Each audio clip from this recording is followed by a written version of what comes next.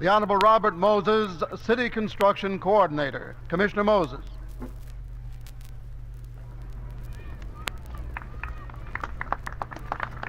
Governor Dewey, Mayor Impellitteri, Borough President Fitzgerald, ladies and gentlemen. This is one of the great new mixed traffic arteries which are being built by the state with state and federal funds, with the city participating, of course, as to the layout and paying part of the cost of the rights of way. In the past, we've got people accustomed to parkways, which, as you know, are restricted to passenger vehicles.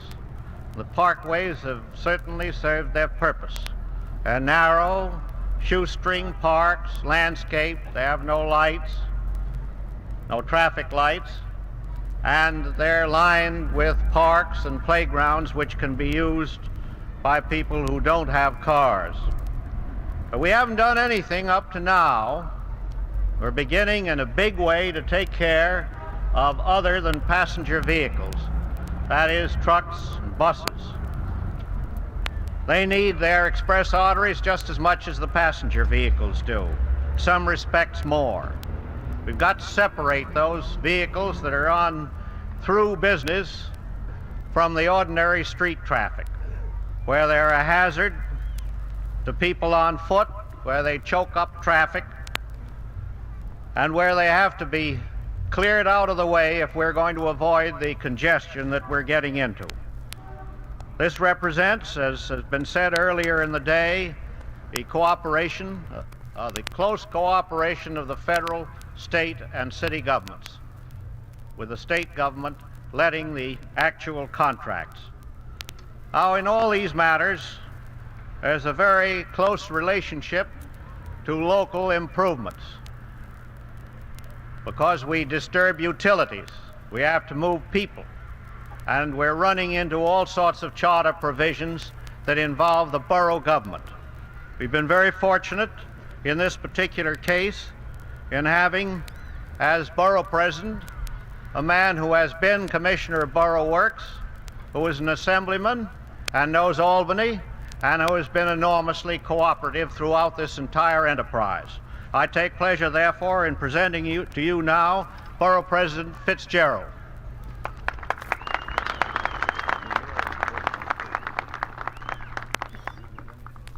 Commissioner, Governor Dewey, Mayor Impellitteri, ladies and gentlemen, I want to first welcome to Queens, His Excellency the Governor, His Honor the Mayor.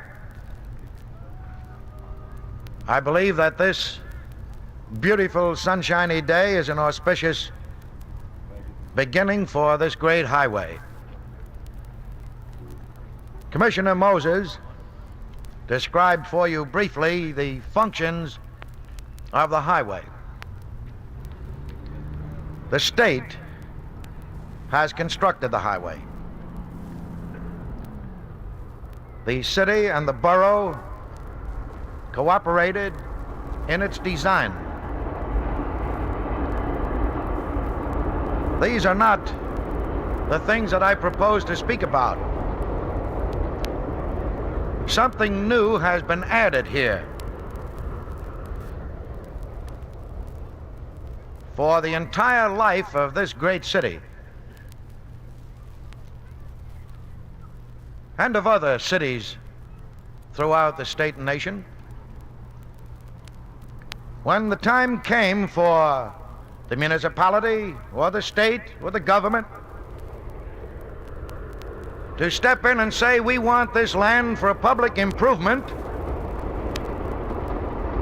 that was all there was to it. They stepped in, seized the land. The owners of the land or of the homes that stood upon it went into the courts, and in the course of time, frequently in the course of a long time, they received an award to compensate them for their loss, and no compensation for the waiting period. When the time came, traffic requirements in this borough made necessary the construction of a superhighway such as this. I raised the question as a resident of the community, of the neighborhood, as to what we would do with the people who lived along the right-of-way, and I protested. Thank you. And we just couldn't run in, particularly in times of a housing shortage. Hi, everyone. Welcome to the Green Space, New York Public Radio's live performance venue. I'm Stephanie Clary, and I oversee WNYC and Gothamist Newsroom. If you are worried, you might miss the State of the Union tonight. I will assure you we will get you out of here on time. And I also want to put a plug that we are streaming it live on WNYC and our app. Yes. But it feels appropriate that we are talking about transportation and infrastructure tonight, as many of you likely navigated disruptions on our sidewalks, streets, and trains to get here. But I want to thank you for making the trip.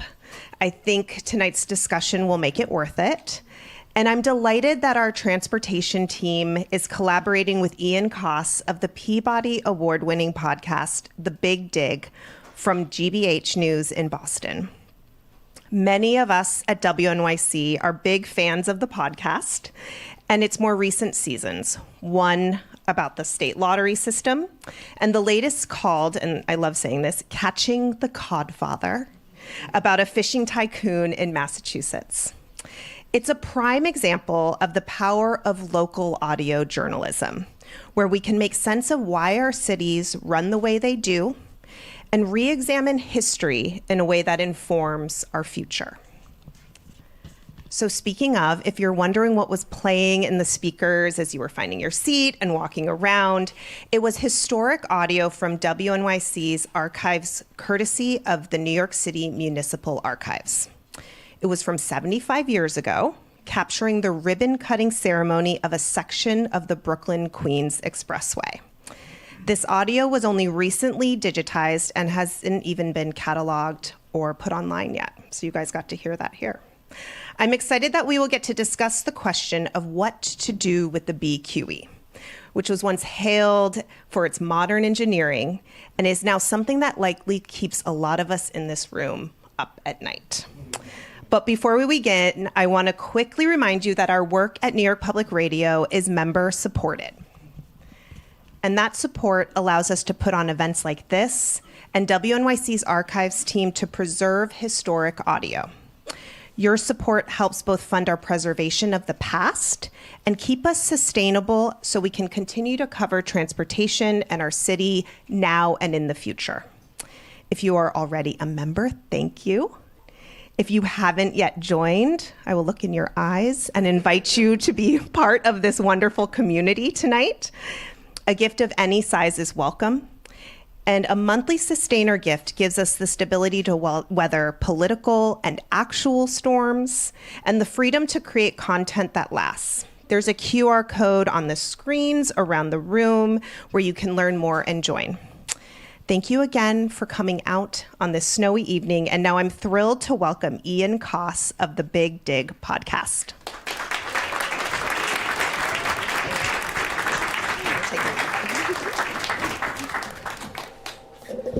Got my own microphone here. Can you hear me? Nope. Here we are. So when I set up to do this highway teardown tour, I knew right away that there was one city that we absolutely had to come to, and that is New York City. It's so good to be here.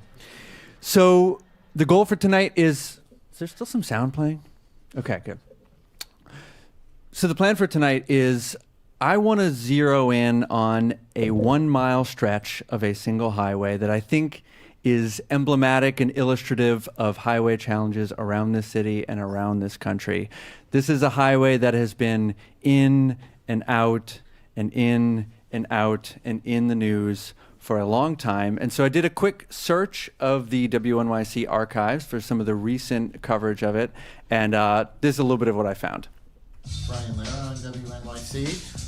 So what can be done to fix New York City's most hated mile of expressway? The debate over what to do with the most crumbling part of the Brooklyn-Queens Express. Crumbling stretch of the Brooklyn-Queens Express. Crumbling part of the Brooklyn-Queens Expressway. Well, at this point in the game, listeners should be familiar with the term triple cantilever. Should they?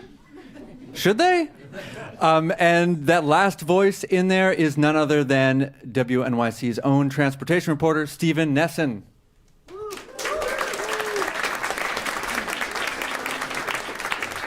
I love it when you hear those back to back, you get this exact phrase, most crumbling stretch of, could we get some fresh copy maybe?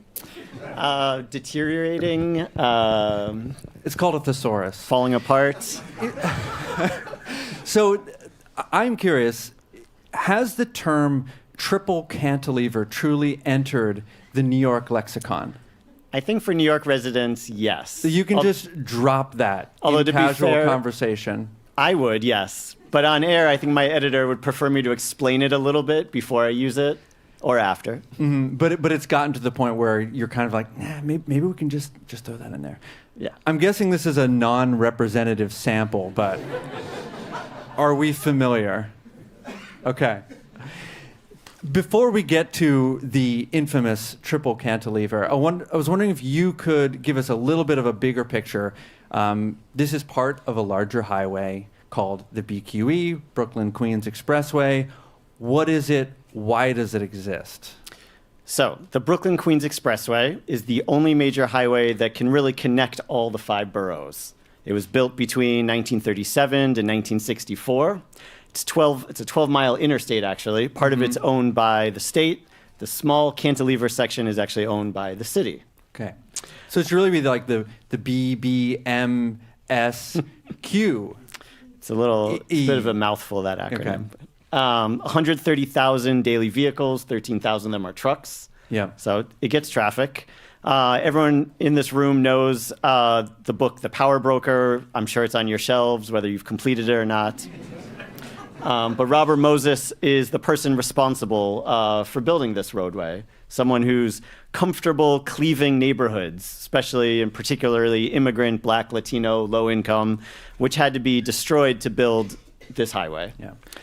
And part of his goal was to connect the Long Island highways he built to Manhattan, to get some of that traffic into the city, goods, workers. Obviously, you know about highways. This was the time to build them. The golden era. Yeah, so we found some audio from the opening ribbon cutting of part of the BQE, including Robert Moses. Could you play that clip for us, just to give us a little sense of the mood in 1950?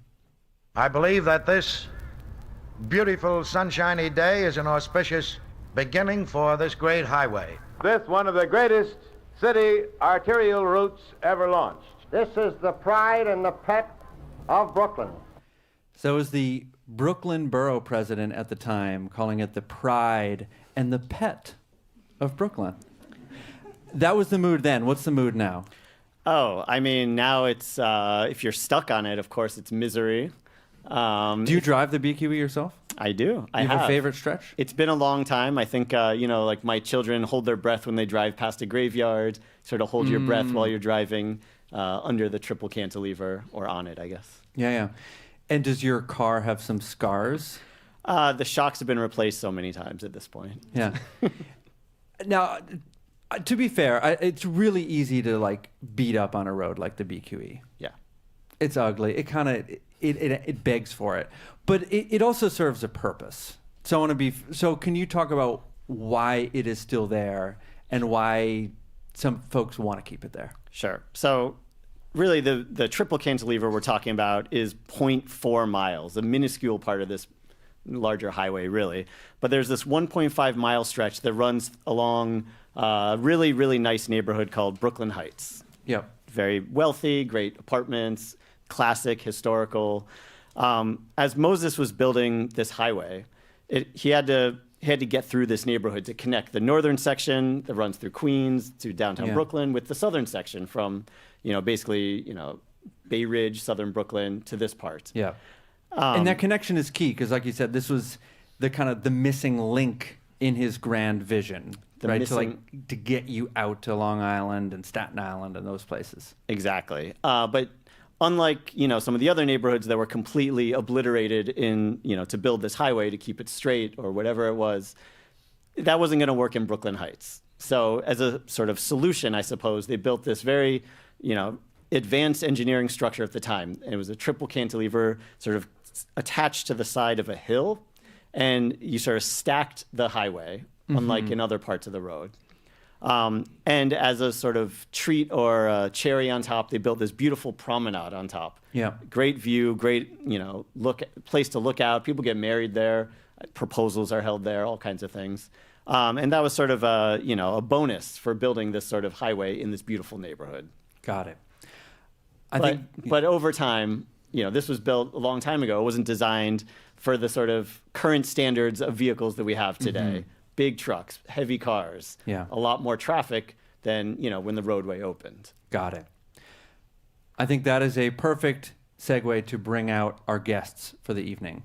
So Stephen and I, we're just two dudes who cover transportation.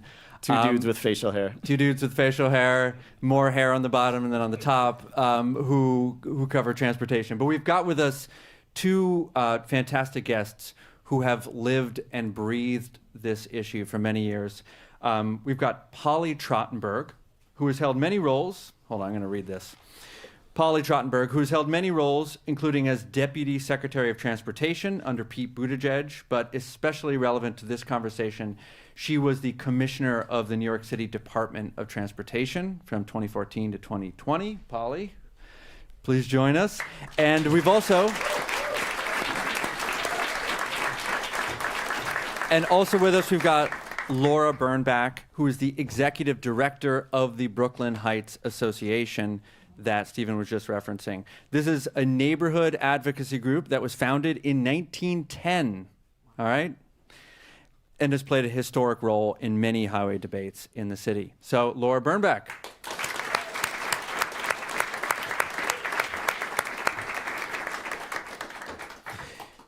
So, Lara, I want to start with you. Stephen offered us the sort of kind of bit of the lore of the triple cantilever. Could you talk about the role of your organization, the Brooklyn Heights Association, in the origin story of this unusual structure? How did this come about? Sure. Can you hear me okay? Okay, so yes, in the BQE construction started, I believe, in the 30s and finally finished in 1960.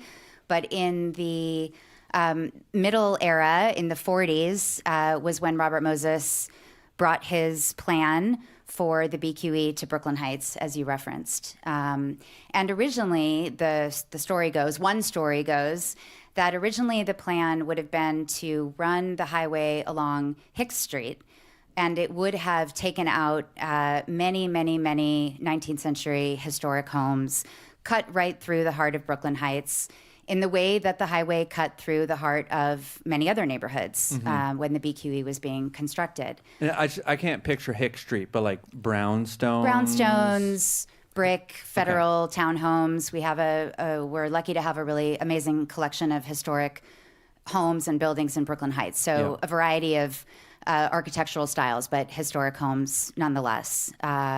So the story is that these plans, when the plans came out in the mid-40s, the neighborhood led by the Brooklyn Heights Association, which, as you noted, had already been in existence since 1910, mobilized to fight back. The Brooklyn Heights had many of its own power brokers, and they were ready to step up and fight this plan. Eventually, what happened was Moses was persuaded to change the route of the highway and build it along the Brooklyn Heights bluffs, essentially above Furman Street. What did it look like beforehand? Was it truly a cliff? It was a cliff, and there were let's build a highway on the cliff. There were homes that had beautiful back gardens that extended down the hillside. Yeah. So these were private gardens that belonged to the lucky homeowners of the time, and that was part of the way that the promenade or the esplanade came about. Was that as part of this compromise, those homeowners would lose their private gardens, but a beautiful public space, a beautiful public garden, would be placed on top. Got it. There's an alternative Okay, so story that's mythology out there. number one. Yeah, mythology number Give us one. Maybe version not number two. mythology, but origin story number one. Okay.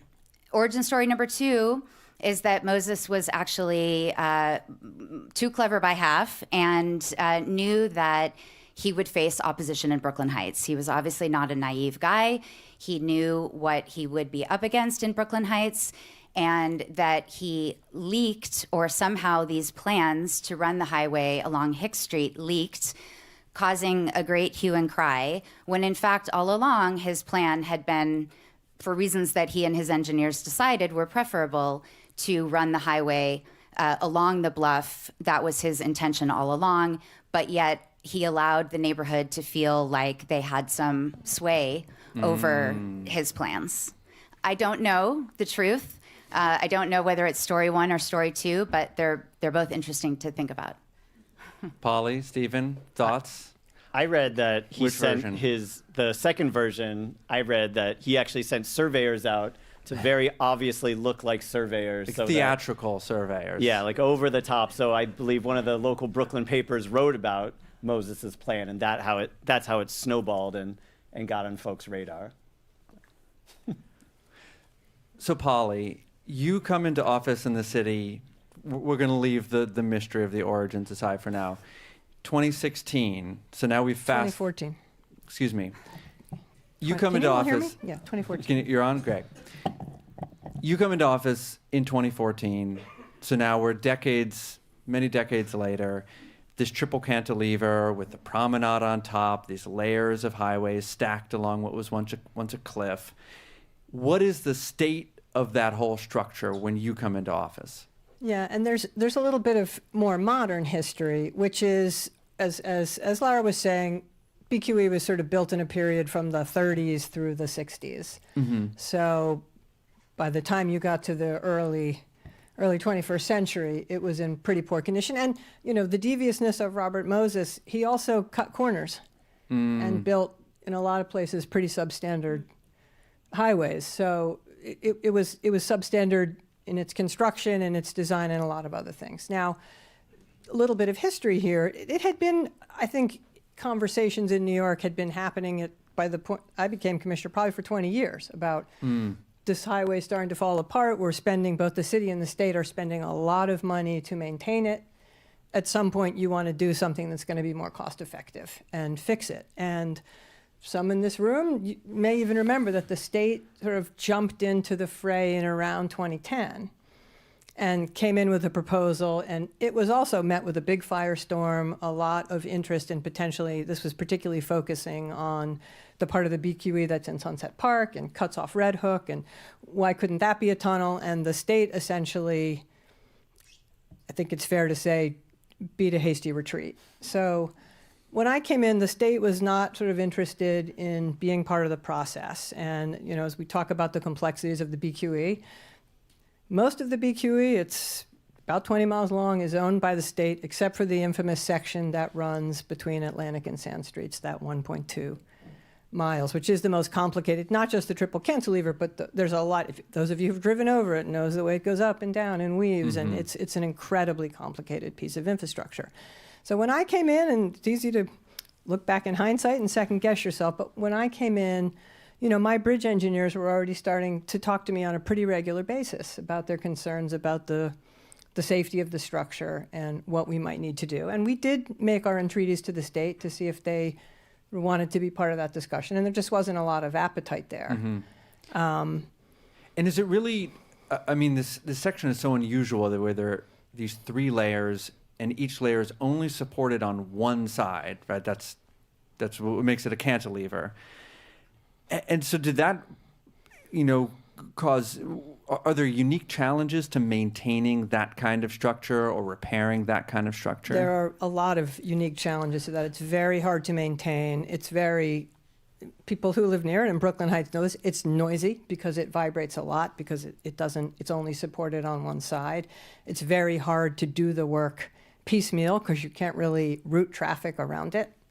if you think of a highway that's supported on both sides, you can maybe close one lane and get cars to go around the other side. It's really not so easy to do on a cantilever. So, and just to add to the complexity of sort of what we confronted, diving in, there are, maybe this is the deviousness of Robert Moses, there are 4 different subway lines that run under it. There's a major sewer interceptor. There's a whole bunch of other utilities. So in addition to just the sheer complexity of the engineering of the highway, there is just a bounty of other types of typical New York City infrastructure that run underneath it. Yeah. I can safely say this, no one in their right minds would have built something like that in a more modern era, because it is so very complicated to go back and repair.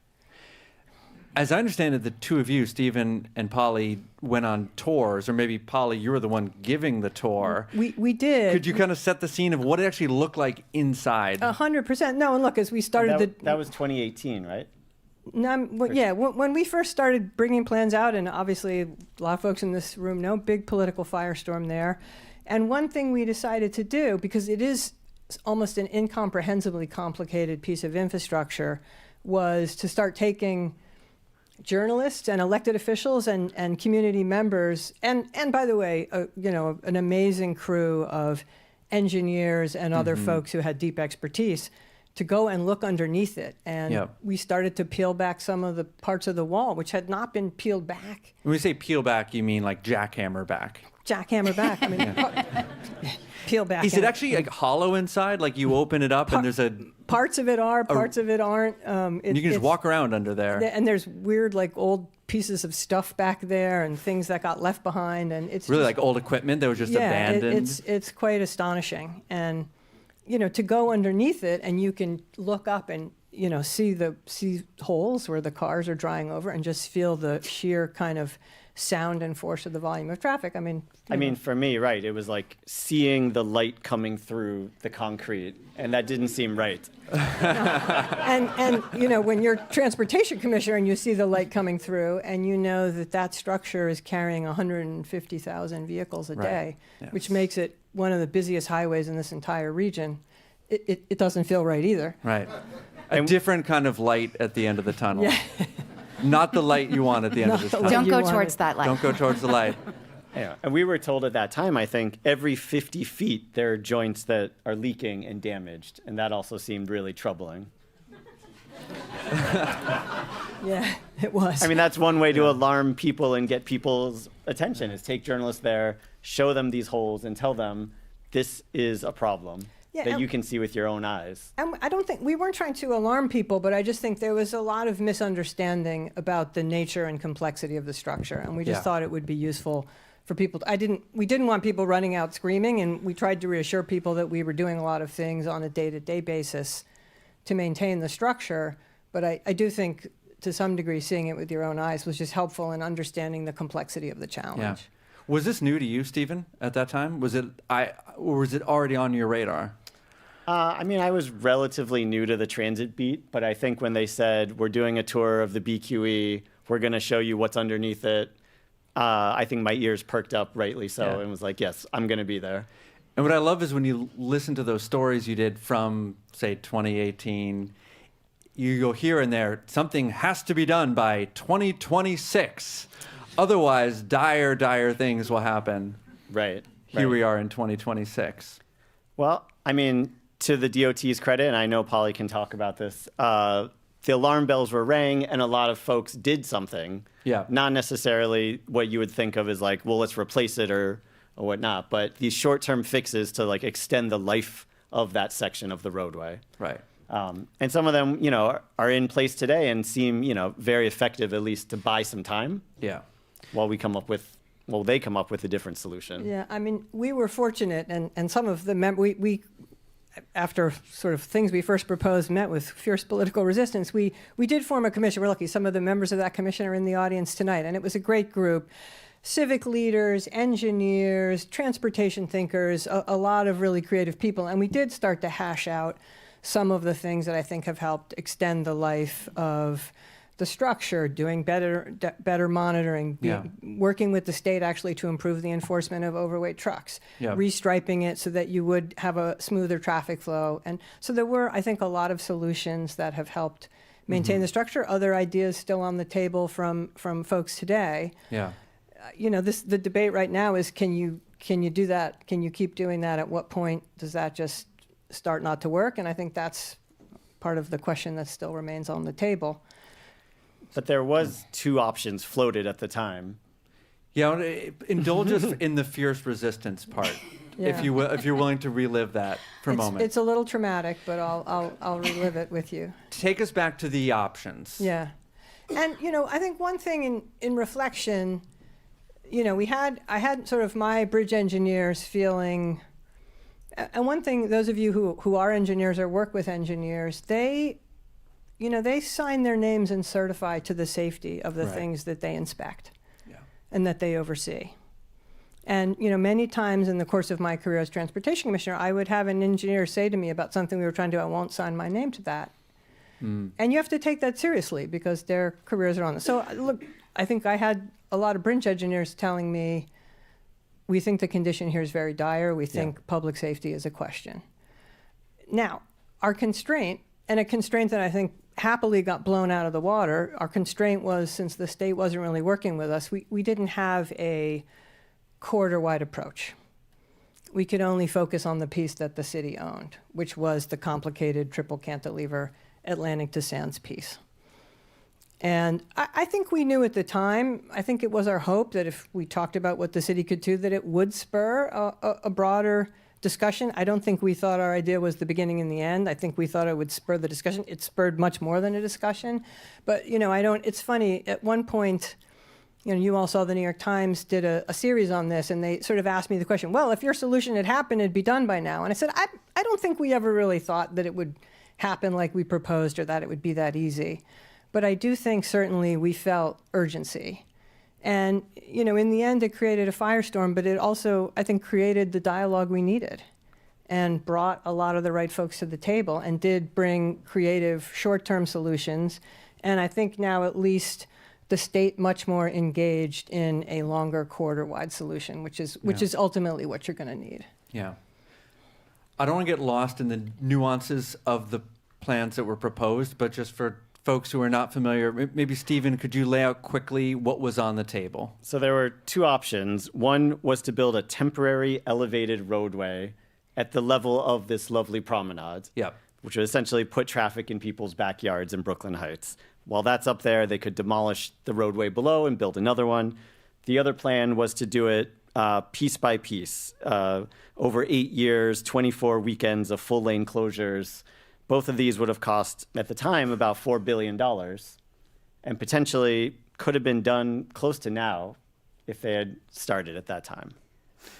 So, Laura, these two plans come to you. Your organization, represents the residents along this promenade who would have to look out and listen to and follow along with this construction project. How did those plans hit you?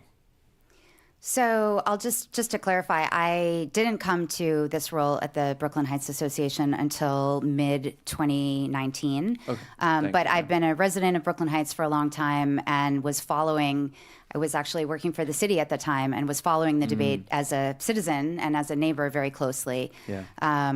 So what happened was the plans did not land well in Brooklyn Heights. It's a lot of understatement. There was considerable outrage. Actually, I think that's probably a good word to use at the idea. I think people certainly understood that something needed to be done. Certainly wanted to be sensitive to the idea that nobody wanted to see any kind of collapse or a piece of concrete falling onto someone. The seriousness of the situation, I don't think was dismissed. I think that was well understood by many people in the community. But I think the idea that a 6-lane highway would be built on top of the promenade, which is not just an amenity for Brooklyn Heights, it's a world-famous tourist destination for people from all over the world visiting New York City, as well as many people who live in New York just don't happen to live in Brooklyn Heights.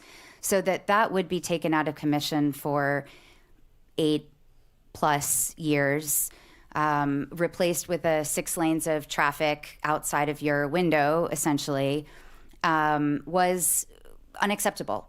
And the other alternative didn't sound so great either. What I think, I really give credit to Commissioner Trottenberg at that time and to the de Blasio administration for trying to do something for, as you said, Polly, to really bring, it had been known long before you became commissioner that the BQE was in bad shape, that the cantilever was not in great shape. It had been a sort of political football for a long time.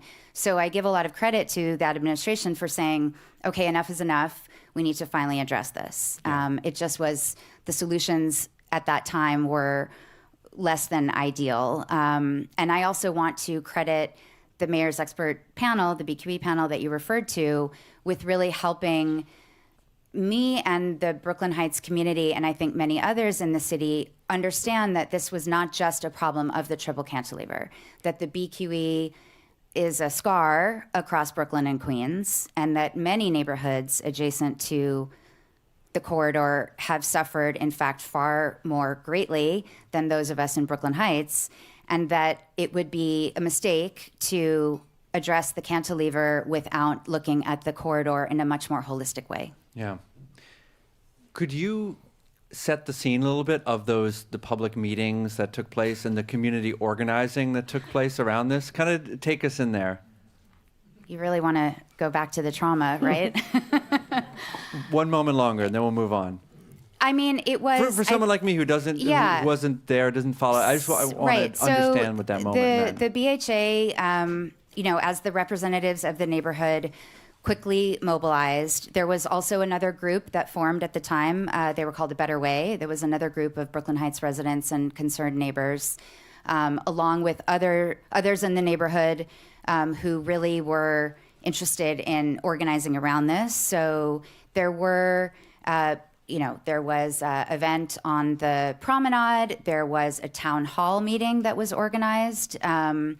That had a lot of, we happened to be in an election year, mayoral, and I believe maybe city council, but for sure a mayoral election year. So it was advantageous in a way for us because many of the candidates who were interested in taking that office were aware of this debate and wanted to get in front of a community that is vote rich. And so we had a number of them come to a town hall that we had organized.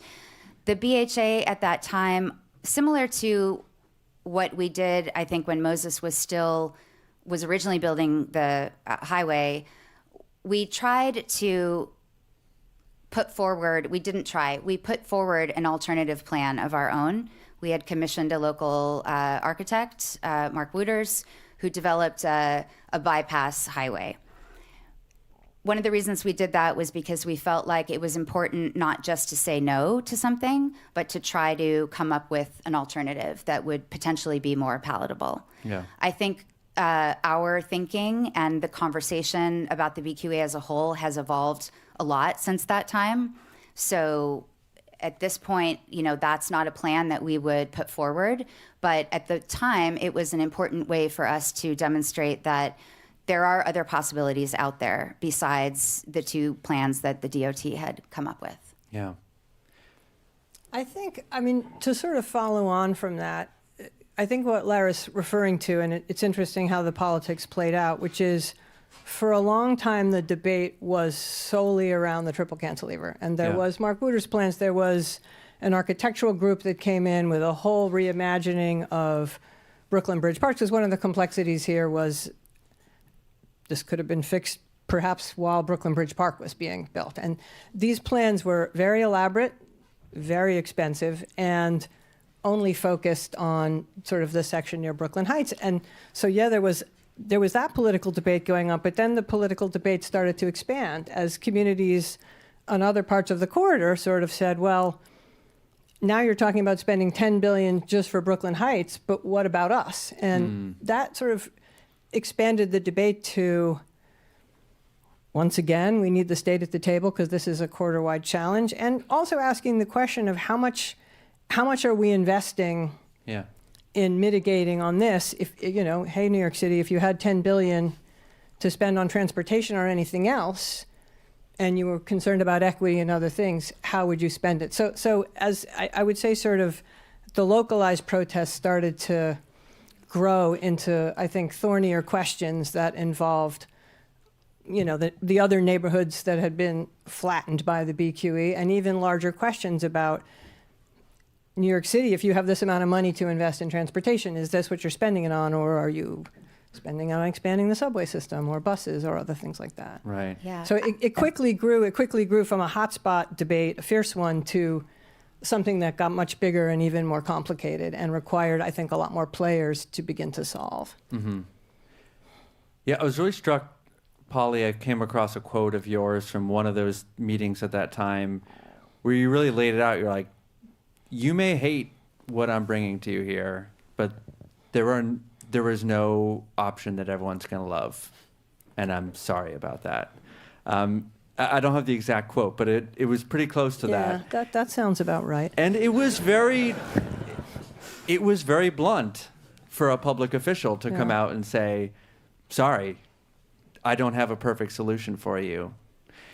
Could you kind of put me in your head at that time of what you were trying to communicate about the project? I think as a public official, particularly in transportation, you communicate that all the time. I mean, you're usually, a lot of the projects that you're involved in, they involve tough trade-offs. Once in a while you have a project in which everybody winds up happy, but that's, in New York City, where street space is fiercely contested, where there are a lot of competing interests and factions. You're frequently having to come to folks and say, here's what we're going to propose, not everybody's going to love it. Here are the ways we're going to try and bring everybody into the process and do the best we can. So that's not uncommon in this line of work, I would say. One of the things that strikes me about the BQE and other kind of road issues like this is that they kind of go through these cycles where it'll really heat up and there'll be a lot of ideas floating around and debates and meetings, and then it'll sort of simmer down and go into the background. So in that 2018, 2019 period, there was obviously a lot going on. What kind of quieted it? What was the signal? COVID. Well, COVID, yes. I think, again, sort of having a panel and saying we're taking the options that everyone's the most angry off the table. We're going to take a fresh look. We're going to look at some ways that we can, some of the steps that we're taking to preserve the structure. Yeah. So we'll have more time to work through it.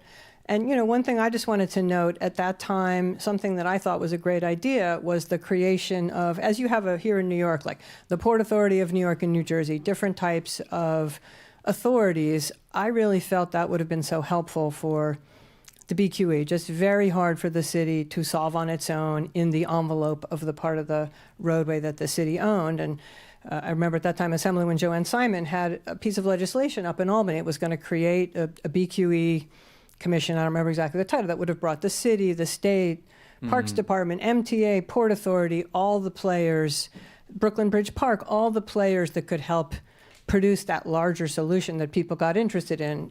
We can reduce truck traffic. Can we put more traffic on the water? Can we bring more mass transit service? All those things which are way beyond the city's capabilities, but could be part of a commission that brought in all the right agencies. And I still think to this day that would be a great solution to help even now think through all the ways that you could tackle the corridor. Yeah. And by the way, it's not just even that corridor. I mean, some of the things you want to do to tackle the corridor are larger questions about, in an era where everyone's getting things delivered, and how do we manage truck traffic in New York City? How do we continue to expand our mass transit system, in an era when we have fiscal constraints?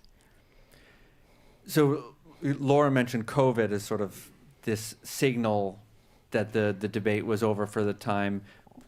For you, Polly, was there another moment when you felt like, okay, it's time to withdraw these plans we've been pushing? And well, I think we withdrew them pretty quickly. So, I mean, that sort of happened almost overnight, I'd say. Was that disappointing? No, I mean, contrary to what people believe, I was not particularly wedded to any particular idea. I think we did feel like we needed to get the debate started, but no, not disappointing in the slightest. And I really enjoyed the opportunity to have a commission that brought a lot of great thinkers to the table. I never pretended that I thought the city had all the answers on it. I don't think the city does to this day. And it's interesting to me, we have people say, it's a new administration, what's this mayor going to do? The challenge is much bigger than for the mayor. It requires state actors and other agencies and a lot of players, I think. Do you regret not pushing harder in that moment? No, I don't think it was possible.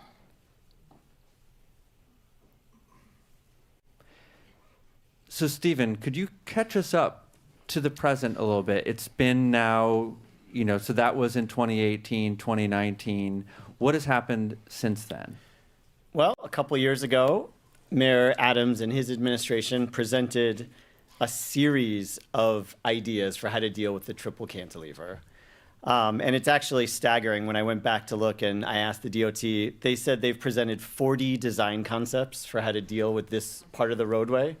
Just for that one stretch? Which I can't even get my head around, but it's a lot. But so they do all these workshops. They've done 19 public meetings with folks, trying to come up with some, more inclusive, bringing ideas from the community. And they sort of come up with these fun names for different designs. Okay. One's called the Stoop. Another's called the Terraces. Another one's called the Lookout. And for each one of these, there's also 3 variations of how it would work and either connect to Brooklyn Bridge Park or not. What to do with ostensibly the biggest problem is the traffic, right? Right. So are you going to have the vehicles stacked on top of each other? Are they going to be horizontally aligned? And there's multiple variations for each of those configurations that they've presented to the public, which I'm not sure how anyone in the public quite gets their mind around or chooses, I like that one or that one. Well, that's your job. Right? My job is to look at it and try to understand it, but it's even a lot for me to get my head around, and I'm still looking at it. Yeah. How do you, as a reporter covering this, how do you decide what to take seriously? Well, it's a great question. I mean, I take public officials seriously. I go to the meetings, listen to what they have to say, and I check in with the important stakeholders who have a better grasp and history in this material than I do. Yeah. People like I ask Laura because and others. My sense in following projects like this is that in the ideation phase, there's just a huge influx of ideas coming from community groups, coming from the state, coming from the city, and they all sound compelling and interesting. And so I'm curious, do you have folks you call like engineers or experts in the field to kind of help, or do you get into the weeds and trying to review these plans yourself? Because it's a lot to process. To a certain extent, I'll check with some of the experts in this room, call them, text them, get their thoughts on it. I mean, there was one that I think folks remember involved building a tunnel from, right through downtown Brooklyn. Now you're speaking my language right here. through Park Slope, which I think Park Slope would not be a fan of. But do we take that seriously as a contender? Check in with the experts and see what they say. So, Polly, I'm curious for you, looking ahead at this next chapter, the new administration, the challenges ahead, what are the lessons you take from your time in office that you feel are relevant now? I mean, and I'll take the second just to broaden the lens, because also I'm just coming, as you noted, recently from the Biden administration, and I got to I'm very familiar with the Big Dig, but I'm familiar with a lot of these projects all over the country. Yeah. And I've said this many times publicly, I'll say it again, none are as complicated or difficult as the BQE. That is really in a class by itself. But a lot that's not just New York exceptionalism. It's not New York exceptionalism, and that wouldn't be a good thing to brag about anyways.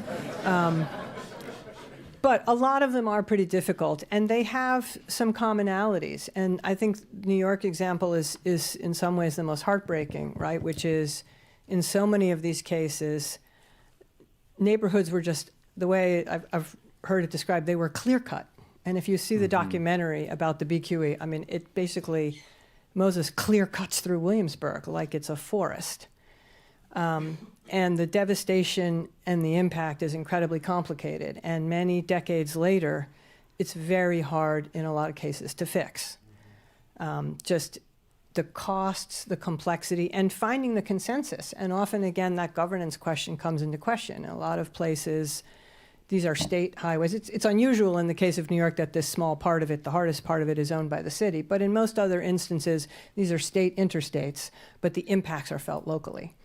And just to remind everybody, these were largely, as was mentioned, Black communities, immigrant communities, low-income communities that were devastated. And just the politics, the summoning of the political consensus, and the resources just make them incredibly challenging. And you need to pull all that together. And I was happy in the Biden administration, we had a couple of programs, one called Reconnecting Communities and one called Neighborhood Access and Equity, that actually put some federal dollars on the table. And that's, I think, just tremendously incentivizing and helpful if there's a lot of fraction and conflict and difficult questions about how to fix some of these roadways. Bringing some federal dollars to the table can help bring folks together.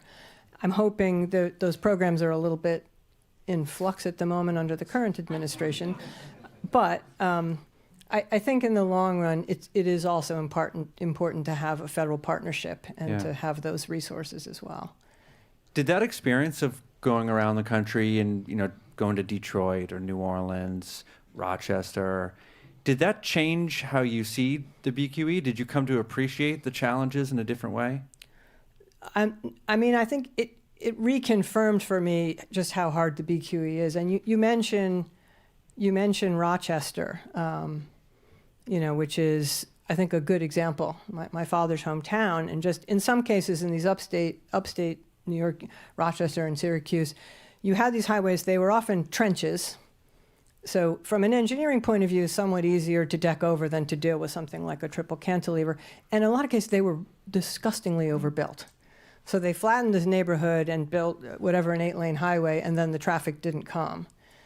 The complexity here is the BQE is a huge volume of traffic, and not that that's an insurmountable problem, but it's not so easy to just necessarily say, well, without doing a lot of the other things that have been talked about, it's harder to manage that. So, but I do think there's a commonality that I've seen in a lot of places around the country: fierce political opposition, very hard to achieve consensus, litigation, conflicts between city and state. I mean, these are I think commonalities, and this is among the sort of tragic legacies of the interstate era and the damage that it did to so many communities. It's left not only sort of physical scars, but it's just left political and governance and community questions that are also scars in their own way.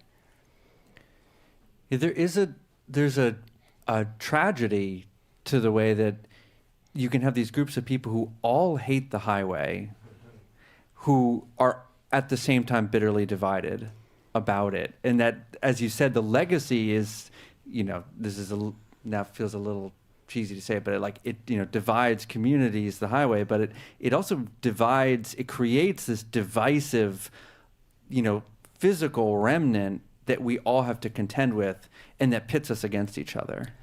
I think that's completely accurate, and just also a haunting reminder for all of us that do transportation.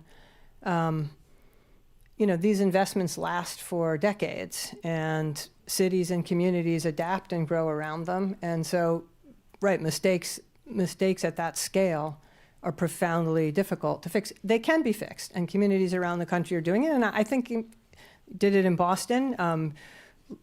It's not a good analogy to New York, because one difference in the Big Dig. Because Boston's not New York, I know. No, it's not that. I'm born in Boston. I'm not being snobby about it, but just one. No, we have our own exceptionalism. Just one big difference that I think is not the part of the dialogue here in New York that's not well known. I mean, the Big Dig project in Boston vastly expanded the highway network. Right. In Boston. First and foremost, a highway expansion project. Here in New York, we're trying to, I think, aim for something much more difficult, which is to take a very high volume highway and reduce capacity.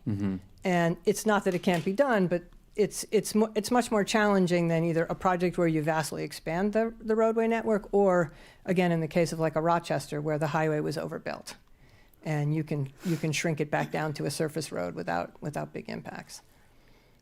I have a couple reflections Please. on what the discussion has been. I'll go back really briefly to this period when I said COVID. So we had the expert panel report come out that really was influential in helping the Brooklyn Heights community, as I said, think about the entirety of the BQE. So it was shortly after that report came out, which I want to say it was the end of January 2020, right? So March 2020 is when COVID hits all of us, and obviously the city and the state have other priorities at the time. But we continued to work behind the scenes. And one of the things that we did was to start reaching out to our neighbor sister communities up and down the corridor that we knew had been impacted by the BQE and that were thinking about the BQE. So for example, there's an organization, El Puente in Williamsburg, Southside Williamsburg, which had done a lot of work thinking about the BQE even before this, even before the debate about the cantilever came to be. They had worked very hard for 10 years on a community vision for capping the trench in Williamsburg. It was called the BQ Green. So we were fascinated by this, wanted to learn more about it, reached out and said, hey, we know you're struggling with the BQE. We're struggling with the BQE.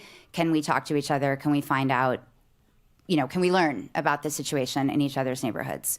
So we started with that. We worked on that. We worked with Assemblywoman Simon to try to help her advance that BQE authority bill that we talked about. But the outreach to the other neighborhoods continued to the point where now there is a really fantastic coalition called the Brooklyn-Queens Expressway Environmental Justice Coalition. So we have members, community groups, citywide transportation groups like Riders Alliance. We have groups like the BHA, El Puente, Uprose in Sunset Park, Red Hook Initiative. And the point about the division between different communities who all hate the BQE, certainly we are a lot of groups that aren't agree on everything. Mm-hmm. But we have come together to say, enough is enough with the BQE. It impacts all of us in a terrible way, as I said, much more so in many of these frontline neighborhoods, frontline communities than in my own neighborhood. And we're stronger together. We know that the powers that be frequently try to pit us against each other, or we're our own worst enemies and we pit ourselves against each other. Yeah. But let's really try to overcome that and work together. So that's work that I'm really proud of and really excited for, because I think that's the momentum and the unity that we need to make a different choice about the BQE going forward. Yeah. Are there lessons you took, Laura, from that really kind of heated period we were talking about how to be a more constructive and productive community advocate? Like, does your organization approach the issue differently? It's a good question. I think we approach the issue differently because we are no longer looking at the cantilever, without looking at the rest of the corridor. So what was probably at the time a fairly narrow or parochial vision, responding to the problem as it was laid out for us. The problem as it was laid out for us in the community was, the cantilever is structurally unsound. What are we going to do about the cantilever? Mm-hmm. So that's how we responded initially. What should we do about the cantilever? How is this going to impact Brooklyn Heights? But I think fairly quickly we started to connect the dots and to see that it really wasn't only about the cantilever. Certainly, the cantilever is problematic, and we need to do something about it. But it's a much larger question. It's a much wider topic. It's complex, obviously. I don't think anyone is under the illusion that we could wave a magic wand or that there's a silver bullet.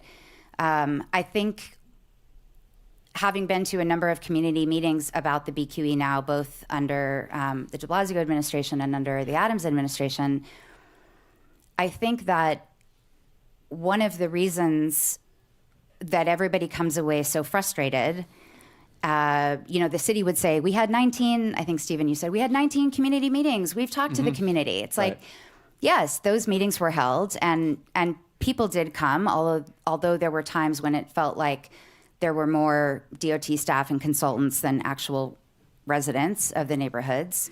But one of the problems, I think, is that the public has not been presented presented with the problem in a way that helps people to understand what the trade-offs are. I think people are mature enough, most people are mature enough to understand that policy choices have trade-offs and that there's not going to be one perfect solution that's going to make everybody happy. But it is not often presented to us in a way that if we did X, Y, or Z, here are the things that would result that you all might think are really positive, but here are some of the drawbacks. Right. If we did option B, we would have these advantages and these disadvantages. And to allow people to wrestle with the trade-offs, to bring their own values to the table, because the community we are not transportation experts, we are not engineers, we are not going to be able to weigh in on the weedy aspects of the project, but we do know our values and we do know our neighborhoods, and we have to be given a chance to really relate to the proposed solutions on those terms. This is maybe a weighty question, but on what you're saying, do you feel like there is such thing as too much community involvement? I know why you're asking that question. I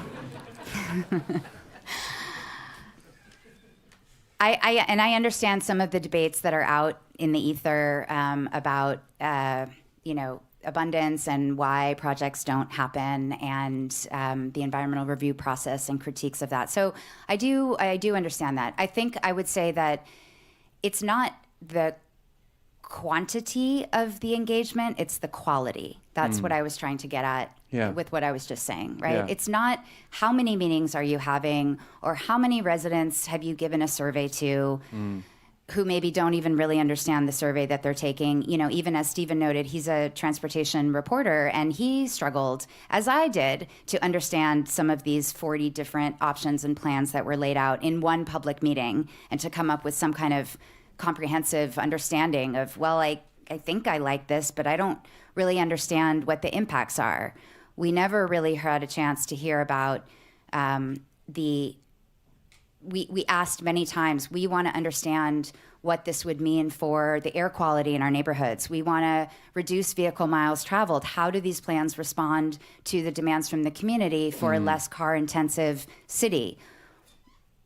The communities that live along the BQE have the highest rates of asthma in all of Brooklyn. How do these proposed plans respond to that? How does this respond to the climate pledges that the state and the city have gotten involved in? And we didn't really have any answers to those questions. So it's frustrating for the powers that be, for the decision makers who are holding these town halls and feel like they just get yelled at. And it's frustrating for the community who feels like we're not speaking the same language, and we're trying to solve different issues. You're trying to solve the problem of how to continue as much throughput as possible on the BQE so everybody can get their goods from Amazon and single occupancy vehicles can drive to their heart's content. But we're trying to solve the problem of how to have better public health outcomes, how to have better climate outcomes, how to invest in public transit. So it's a little bit of talking at cross purposes. Yeah. Polly, how do you think an ultimate decision should be made? Who makes it? What factors should be front of mind? And how do you ultimately resolve all those somewhat compatible, somewhat incompatible desires for this road? It's a heavy question, and I'm not sure. I can't say I succeeded at it. I want to respond a little bit to what Lara said, because having in my own time done 1 million meetings, a big panel, a lot of town halls, brought in architects and engineers and experts. I mean, I think we did try to engage. I think you're raising something, though, that makes this complicated. You're saying, well, we go to these meetings and no one talks about how they're going to add more transit. Well, that's true, because the MTA isn't at the table. And so I think it's a little unfair in some cases to be, I'm mad at the city because they're not explaining how we're going to get more subway service. That's, again, why I sort of feel like you need a commission that's going to bring all those players together. Because to the extent that the community is frustrated that the things that they want to hear about are not in the purview of the agencies. And that was my problem at New York City DOT. I didn't control the subways. I don't control freight movements on the water. There are a bunch of things I don't control. You have to demand that the right people are part of the process, and just, it isn't easy to be the official there saying, I'm sorry, I would love to expand the subway system too. But I can't. I also want to make sure the roadway doesn't collapse, and I'm sort of caught between those two things. Look, I don't know that I have the perfect answer about how to decide it, and I don't think there's too much public input. I think it's such a complicated problem. Yeah. You need that continually, and I agree with Lara. It was a great development, I think, for Brooklyn Heights and the neighboring communities. Yeah. And I don't ask that as an implicit criticism. I was honestly curious. I think, again, as I've said about a lot of these, they now have just some governance conflicts, and you need to resolve them. So many of these old highways, the most dramatic impacts are on local communities. Right. And as Lara's pointing out, and I see this in other cities, and it's not just one local community. It could be 5 different neighborhoods, could be 10 different neighborhoods. They don't all necessarily have the same vision. One interesting thing that I saw in different parts of the country is, and this is sometimes, this is a discussion that I've noticed had happened when I was commissioner in Sunset Park. We want to improve the transportation infrastructure, but we're also worried about gentrification and displacement. These debates can get very complicated. To me, this is a governance question. You need the right players. You need an entity that can bring those players together to answer the comprehensive questions that the community has, and has some power to, after all that input, to make some decisions, and has the resources to do it. I mean, that is sort of the Port Authority model. And the Port Authority model, there's lots of things we can like about it and things we can criticize about it, but that's, an entity of that sort of heft. Yeah. I think can help corral some of the players that I understand. Believe me, I was in the rooms where people are like, we want more subway service, and I'm like, I do too. But it's not in my, I can't deliver that. But an entity that could deliver those things in a comprehensive way, I think would be what you need maybe to get the kind of solution that I think everyone along the corridor wants, and that is right for New York City. Mm-hmm. Yeah, that seems to be such a big theme running through so many of these what to do with the old highway debates, is that it's a regional transportation question that at some point has to be resolved at a very micro level, and it has to be resolved at all these different levels. And unfortunately, the governance, as you say, is not set up to really step back and look at one big pot of money. This was true in the Big Dig too, where people wanted to add more transit, and there were all these other ideas, and the state was like, well, we have this pot of money from the gas tax that's earmarked for the federal interstate highway program, and there's always those constraints around who has the jurisdiction to do what, who has the money to do what, and this seems like it's just caught right in the nexus of that. But in the long run of the Big Dig, there was extensions to the Green Line. I mean, because it actually in the end was a state project, the state had a much more sort of comprehensive ownership over the different components. Here in the New York context, the city does not have that same. The city doesn't control big portions of the highway. The city doesn't run the MTA. The city doesn't run the Port Authority. So, I mean, in some ways in Massachusetts, the state had much more centralized authority to manage all the different questions than the city does here. Could any of you imagine a New York City without the BQE? I imagine it every day. No, for real. I imagine it every day. I don't pretend or imagine that it would be easy or simple or uncomplicated or not crazy difficult, but I do think that it's possible, and I think that it's a choice. It is a choice that we can make. We can choose to do hard things. Maybe that sounds, facile. I'm really not a Pollyanna type of person. You can ask my husband, who's here somewhere in the room. I am not a dreamer in that grand sense. But having worked on the BQE now for 7 or 8 years, having investigated what is possible in what has been possible in other cities around the world, in New York State. Having talked with a number of co-advocates along the highway, I think it is possible. I think that we could do so much with all of the land, frankly, that's used right now for highway interchanges and flyovers and exits and on-ramps. I mean, we have a terrible housing crisis. We need more housing. We need more green space. We need to respond to climate challenges. We need more public transportation. And I'm fine to have a road. Sure, let's have a road on the right-of-way where the BQE is now. Let's fill in the trenches. Let's take down the elevated sections. It's possible. We just have to choose it. And I 100% agree with the idea that the governance is key and that we need a multi-stakeholder effort, and absolutely understand the frustration of being asked to solve a problem that is not within your jurisdiction. That's not possible and it's not fair. So we need to bring all these players to the table. And again, I know that's not easy. I know our city and our state don't always like to play nicely in the sandbox, but it's possible. Yeah, I will just add one thought, and I agree. Anything is possible. If you go back to the history of the interstate era, and New York's a little quirky because we actually built parts of our interstate prior to the big Federal Aid Highway Act. But remember, and New York is famous, Mayor LaGuardia, we were famous for getting federal dollars, but remember the bargain was that the federal government paid 90% of the cost. Well, by the way, starving mass transit systems all over the country, including here in New York.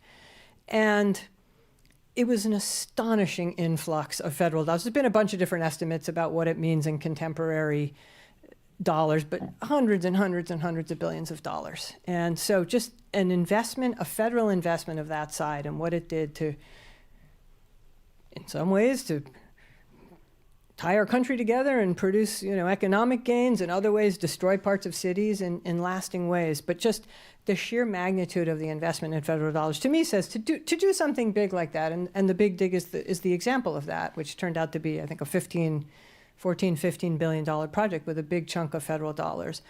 Part of the answer for these things that were really driven at the federal level and largely paid for by federal dollars is the federal government also needs to be a partner.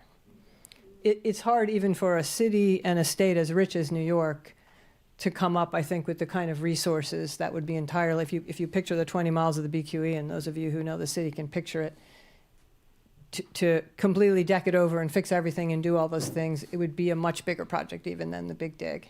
And the Big Dig was only possible because, I think, of the federal dollars. So the federal government, I think, for some of the biggest dreams, you would want to have as a partner. And again, I was happy to be part of an administration that was starting to have some of those partnerships around the country.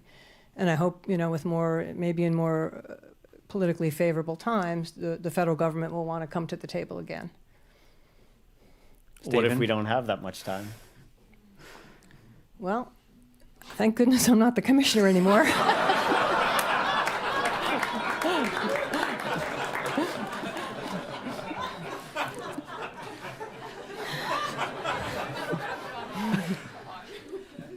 I think the mic drop moment. I think we should take a few questions from the audience for the not Commissioner of Transportation of New York City and the whole panel. So we've got two microphones, Ryan over here and Bobby over here. So if I will call on people, please wait until the microphone has gotten to you so that everybody can hear you. Right here.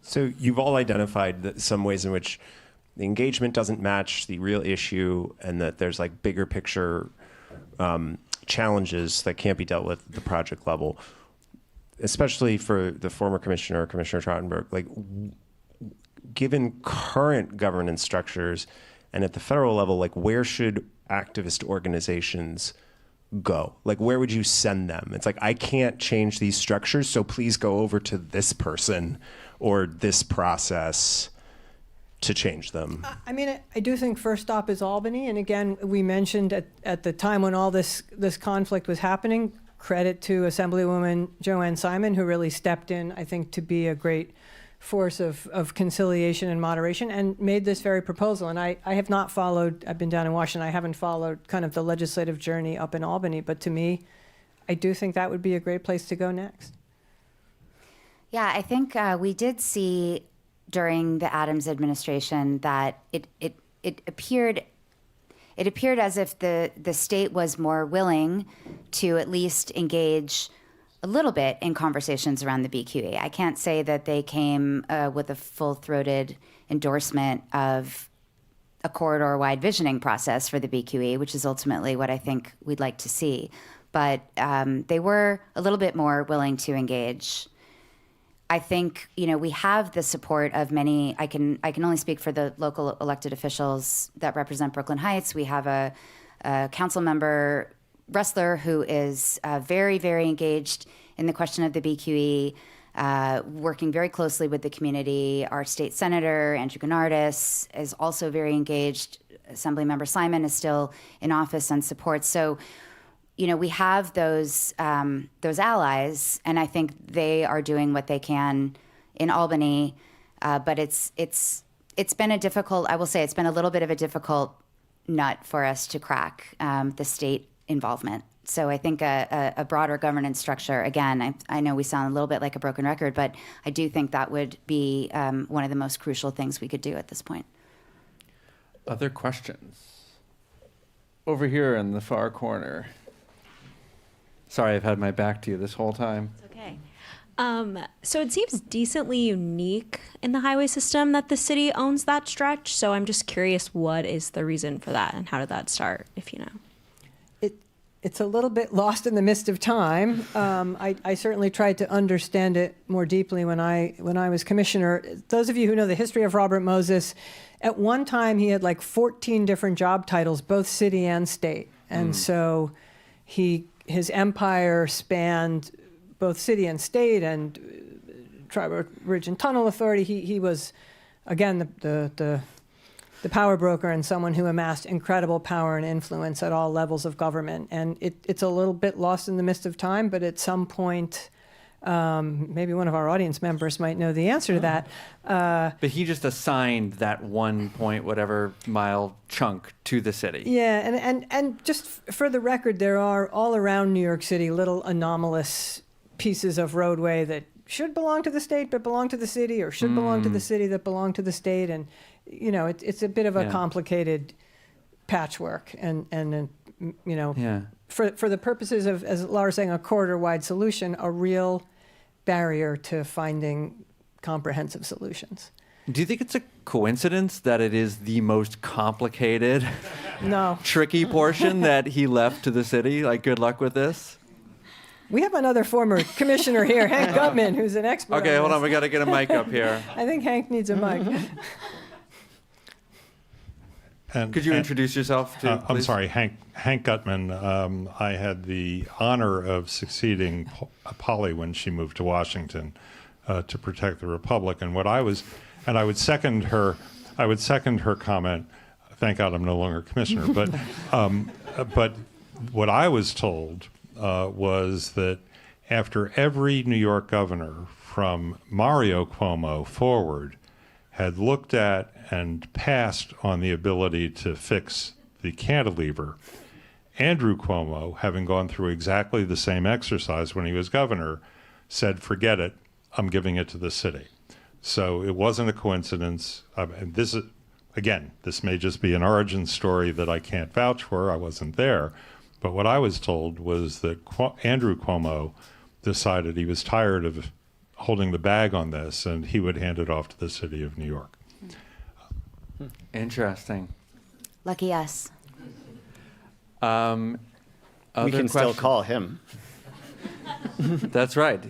We could still verify. One in the back there, yes. Hi. This may be a difficult question for anyone to answer definitively, but I'm just curious what your take might be. Having lived in New York City for a long time and knowing politics and money and the federal context and all of that, my sad assumption is that what will prompt action is that someone will be killed by something falling off the BQE or some other calamity, just given the state of things and kind of the paralysis that you guys have all talked about. So that will force action to happen. And I'm just curious if any of you have a take on, like, what would happen if that happens? Because then something has to happen, and it won't be done in a planful or commission-led sort of way.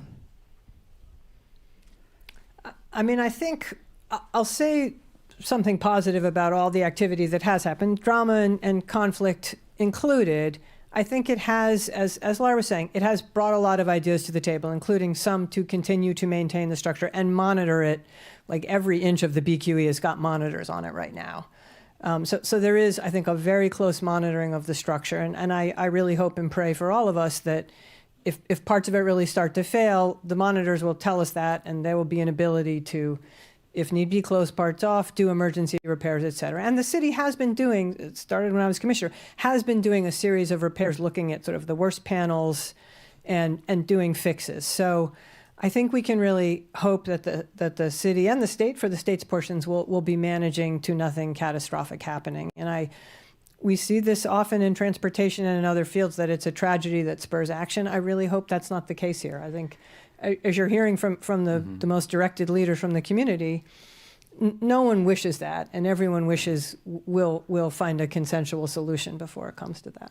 Yeah, absolutely. I mean, as Polly stated, the city has been doing a lot of work, actually, to replace and repair some of the most corroded structures. You know, at the end of the de Blasio administration, a plan was put forward with former Commissioner Gutman to do a series of short-term repairs, 15, 20-year repairs. Waterproofing was one of them. Replacing some of the deck spans. You know, there were a number of options that were outlined. We at the BHA were very supportive of that idea, and we remain supportive of that idea. In fact, that's, if you said, you know, what would you like to see happen with the BQE, I would say immediate, serious repairs that will extend the life of the cantilever for 10, 15, 20 years, let's say. And at the same time, embark on a corridor-wide reimagining, re-envisioning process, right? So they have to go together. We have to keep the structure safe. We have to do what's necessary there. Not the 100-year solution, right, where we're sort of cementing this forever and always, which is what we felt the Adams administration was proposing, which would also, by the way, lock in or prevent the other communities in the north and the south of the Triple Cantilever from doing something transformative in their sections. So we would say do the short-term, robust short-term repairs and embark on this long-term visioning process. There's an interesting tension there between we want the time to do the comprehensive look, but as you pointed out with your question, so often with these highway projects, it is the forcing. There's a forcing event, you know, whether it's in Seattle, it was an earthquake, you know, that forced, you know, the conversation on the Alaskan Way Viaduct. Same in San Francisco with the Embarcadero. And you can see this in other places where sometimes it does take a jolt. And so it's like you want the time and and obviously none of us wants a tragedy on the BQE, but it's like you want the urgency and pressure and you want the luxury of time. Ideally, you want those things somehow working in concert. All right, enough said on that. You do. You've had your hand up for a while right here. Thank you. Thank you all. So my understanding with the BQE is that the urgency was also mostly because of the size and scale of freight. And so as semi-trucks have gotten larger and larger, of course, we have weight and motion now. So how does that kind of interact in its own kind of way as kind of congestion pricing? Where has that freight gone? How do you divert more of that freight? And is there actually a way of essentially making that section of the BQE vestigial so that you can turn it into a damn hanging gardens as far as I'm concerned?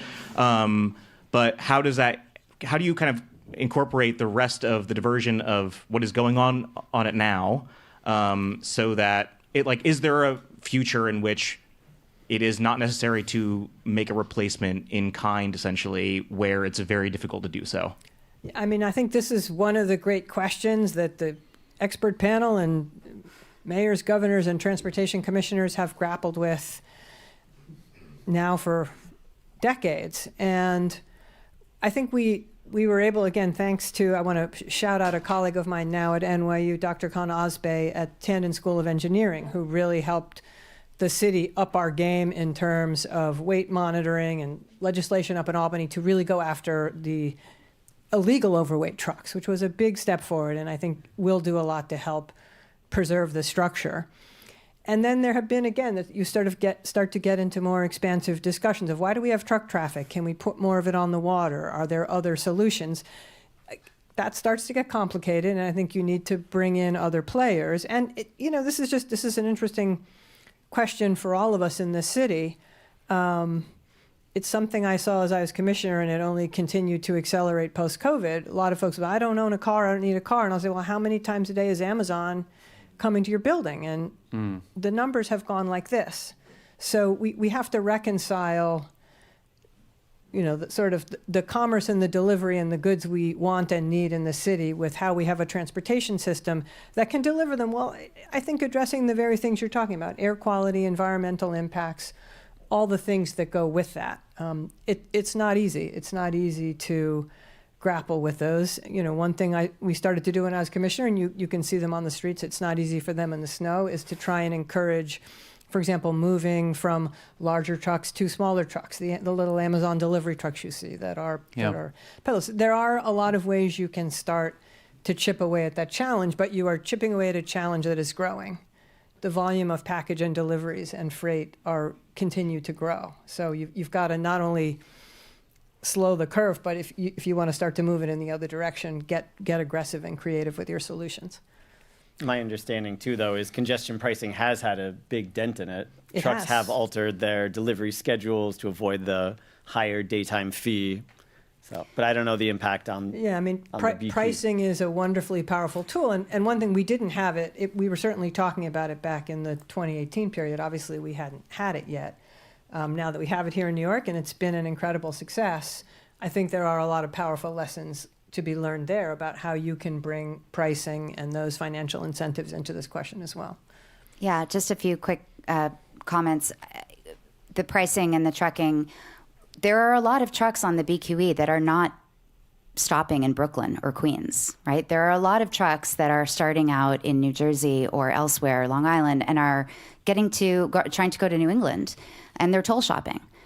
Because they don't face tolls on the BQE the way they might with other routes. So certainly the local deliveries 100% agree is an issue, and that is something that we all do have to grapple with and reckon with. But there is a portion of trucks, probably somebody here knows, which is just using the BQE as a cut through, right? So we're suffering the pollution and the noise and everything else for goods that aren't even coming to us here locally. So that I think that's something to look at. The other thing I just want to note is that definitely freight is a huge piece of this equation. It gets talked about quite a bit, as it should. But again, somebody will correct me, I think, if I'm wrong. I want to say that something like trucking and freight is 10% of the traffic on the BQE.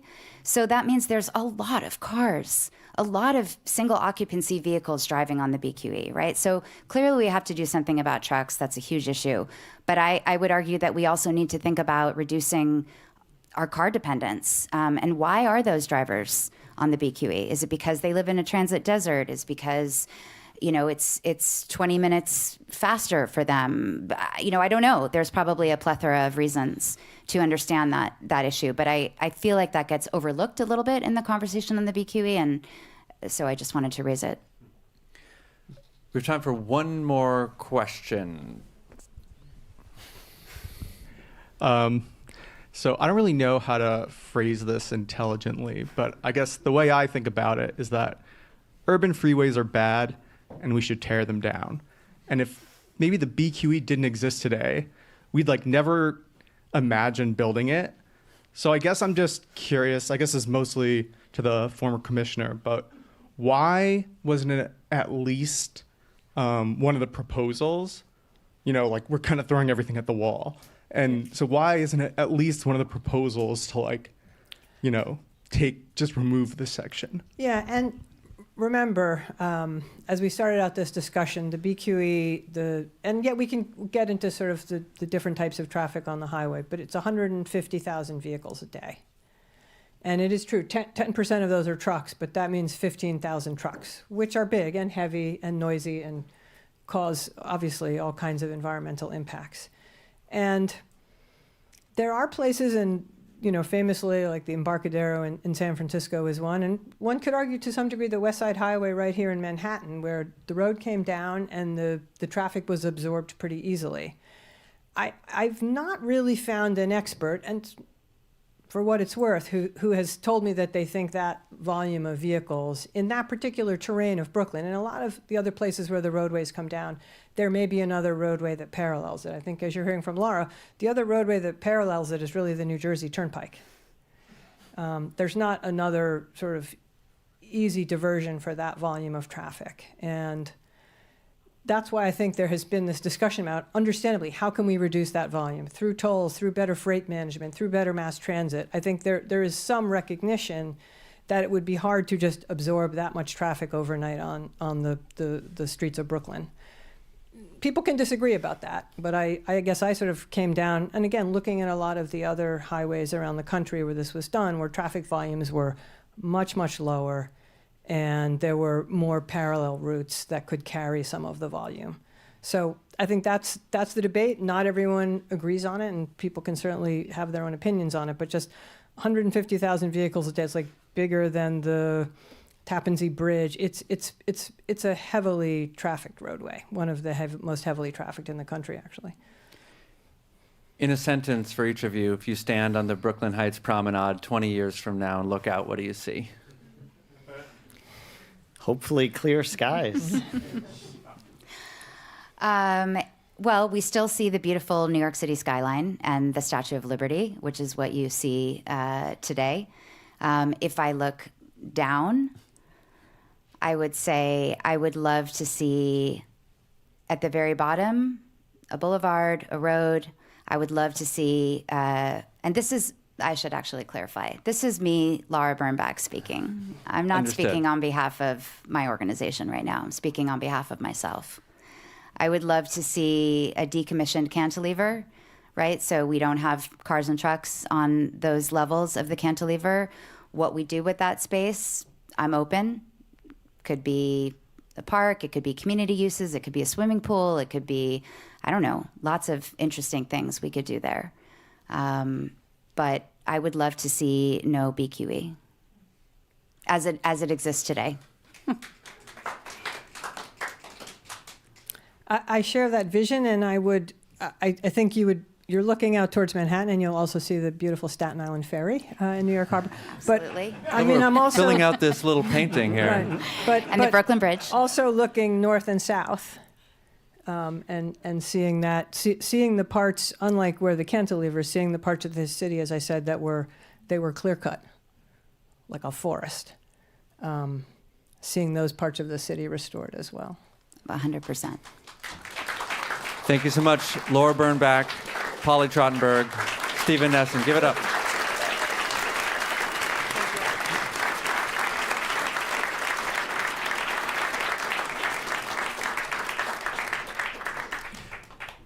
Quick note on the way out. We're doing a whole tour of these live Big Dig tapings, the Highway Teardown Tour. We're going to be in Syracuse, New York on, actually, let me do it the other way. We're going to be in Rochester, New York on April 7th. We're going to be in Syracuse, New York on April 8th. We're also going to be in Philadelphia. We're going to be in Baltimore. If you have friends or folks in those areas, please let them know. All the info is at wgbh.org/bigdiglive. So check it out and come check out the tour.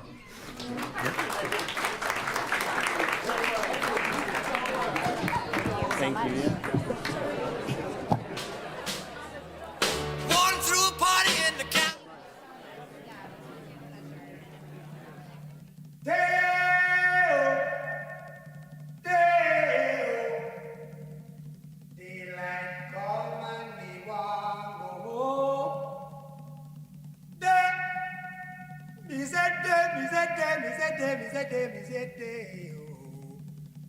Daylight come and me want go